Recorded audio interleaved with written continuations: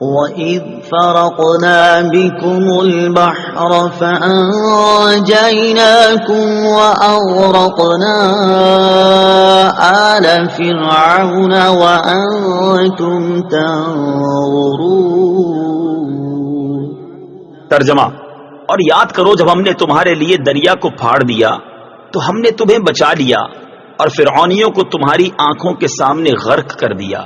وَإِذْ فَرَقْنَا بِكُمُ الْبَحْرَ، اور جب ہم نے تمہارے لیے دریا پھاڑ دیا۔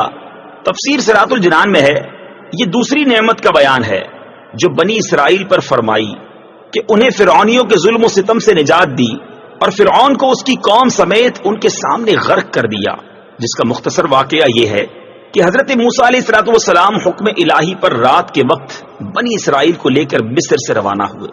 صبح کو فرعون ان کی جستجو میں ایک بھاری لشکر لے کر نکلا اور انہیں دریا کے کنارے پر پا لیا۔ بنی اسرائیل نے فرعون کے لشکر کو دیکھ کر حضرت موسیٰ علیہ السلام سے فریاد کی۔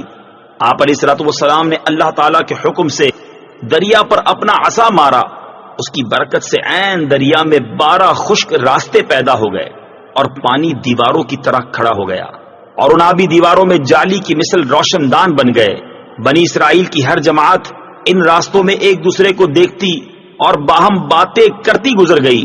فرعون بھی اپنے لشکر سمیت ان دریائی راستوں میں داخل ہو گیا، لیکن جب اس کا تمام لشکر دریا کے اندر آ گیا تو دریا اپنی اصلی حالت پر آیا اور تمام فرعونی اس میں غرق ہو گئے، اور بنی اسرائیل دریا کے کنارے فرعونیوں کے غرق کا منظر دیکھ رہے تھے۔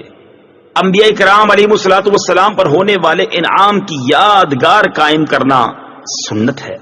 فرعونیوں کا غرق ہونا محرم کی 10ویں تاریخ کو ہوا اور حضرت موسیٰ علیہ السلام نے اس دن شکر کا روزہ رکھا۔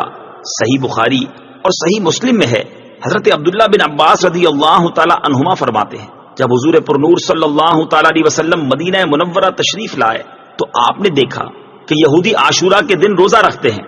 آپ صلی اللہ تعالی علیہ وسلم نے ارشاد فرمایا یہ کیا ہے؟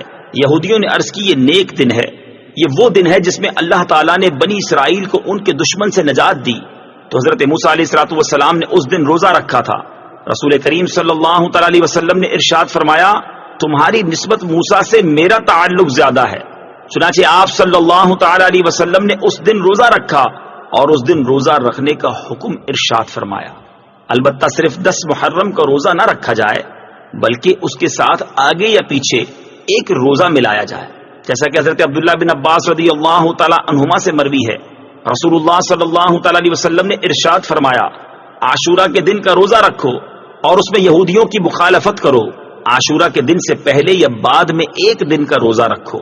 اس سے معلوم ہوا انبیاء کرام علیہ السلام پر جو انعام الہی ہو اس کی یادگار قائم کرنا اور شکر بجا لانا سنت ہے، اگرچہ کفار بھی اس یادگار کو قائم کرتے ہوں۔